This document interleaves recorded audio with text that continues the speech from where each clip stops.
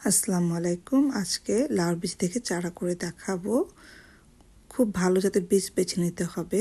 প্রথম পদ্ধতি, আমি বীজগুলো পানিতে ভিজিয়ে রাখবো 24 ঘন্টার জন্য। 24 ঘন্টা পর আমি এগুলো মাটিতে লাগিয়ে দেব। 12 থেকে 18 দিনের মধ্যেই বীজ থেকে আমার চারা উঠবে। চলে যাচ্ছে দ্বিতীয় পদ্ধতি। দ্বিতীয় পদ্ধতিতে মাত্র 5 দিনে লাউর বীজ থেকে চারা হবে। আমি নখ দিয়ে অথবা নীল কাটার দিয়ে লাউয়ের শক্ত আবরণটি ভেঙে দেব এবং 24 ঘন্টা পানিতে ভিজিয়ে রাখবো। 24 ঘন্টা পর একটা টিস্যু অথবা পাতলা কাপড়ের মধ্যে রেখে দেব। 4 থেকে 5 দিনের মধ্যেই আমার লাউর বীজ থেকে অঙ্কুর বের হবে।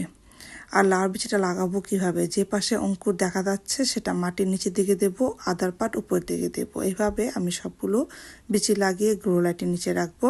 কেউ চাইলে রান্না করে রাখতে পারেন। 8 দিনের মধ্যে আমার লাউয়ের বীজ থেকে বিচি ফুটে গাছ উঠবে।